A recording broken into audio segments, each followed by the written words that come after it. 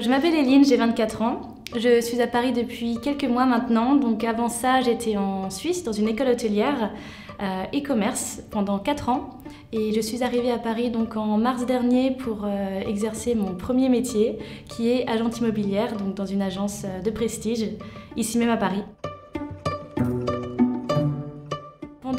Pendant ces dernières années, j'ai pu entrer en contact avec un coach Yapuka, Arnaud, qui est donc expert en profilage, expert en communication non verbale. Donc c'est des choses vraiment qu'on n'apprend pas forcément à l'école, qui sort un petit peu du cadre académique et scolaire. C'était une école déjà très prestigieuse où on a besoin d'avoir un sens du service, un sens de l'écoute très poussé, très important. Mais Arnaud m'a permis de pousser ça encore un petit peu plus loin, au-delà d'écouter, de comprendre les gens qu'on a en face de nous et de pouvoir leur transmettre exactement ce qu'ils attendent.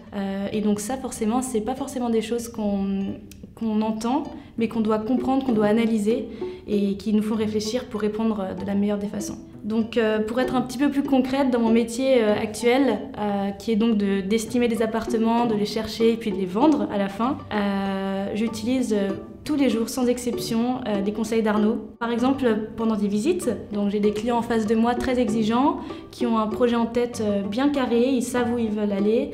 Parfois, ils ont besoin de conseils, par contre, et je remarque tout de suite parfois les petits points qui peuvent les freiner. Quand ils se tiennent avec les mains derrière le dos, quand ils ferment leurs bras, on sent qu'ils peuvent être un petit peu...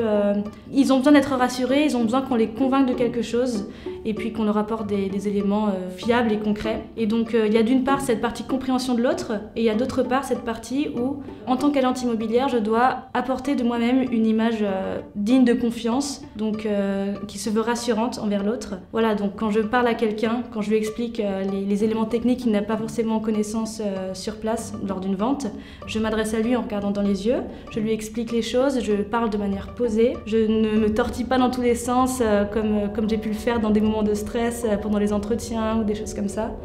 Donc je me veux rassurante et puis beaucoup de choses passent par les gestes.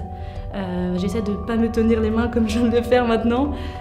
Je me libère de tout ça et puis je contiens mes émotions d'une manière sereine.